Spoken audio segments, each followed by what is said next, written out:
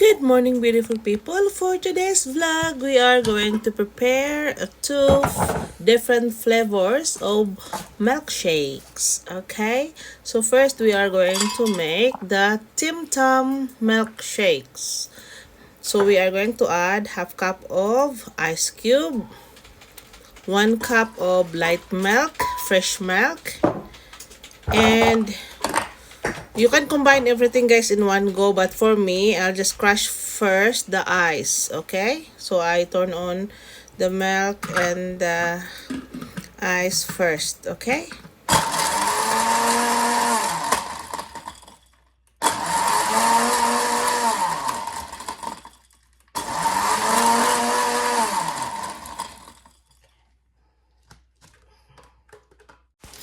So now, guys, I have added 5 pieces of original Tim Tam biscuit. Okay, that's Tim Tam biscuit. Then we are going to add 3 scoops of vanilla ice cream. Heaping scoop, guys, ha, not tiny one.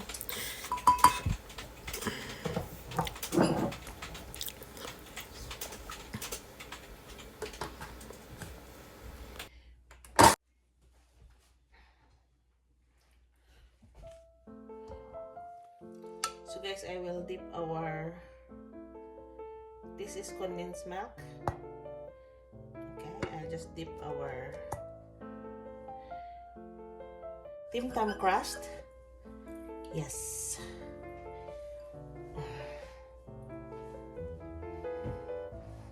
So it's done. This is now our Tim Tam milkshake. Now, guys, we are going to start with our Oreo milkshake. So I have added already the ice cubes, half a cup of ice cubes. Then I'll combine everything on this, guys. I will add 1 cup of milk, light milk again, and the 5 pieces of Oreo biscuit, then with the ice cream. So the same procedure, guys, and then we are going to combine everything, okay? So if you haven't subscribed yet to my channel, this home, please don't forget to subscribe. Hit nyo na rin ang notification bell so you will be notified on my next upload video.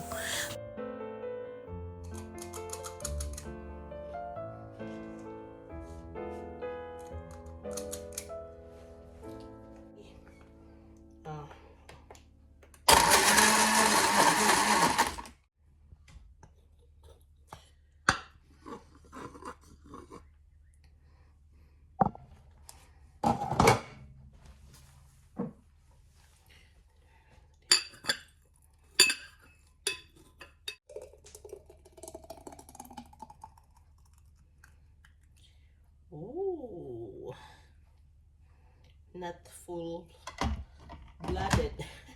I just added with Oreo. Then, so guys, this is now our, look at, guys, oh, dripping. So this is now our Tim Tam and Oreo milkshake. So I'll have to taste this.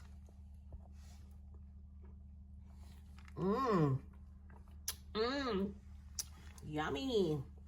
This one also, guys. Thank you for watching, everyone. Have a lovely day. Thank you for watching.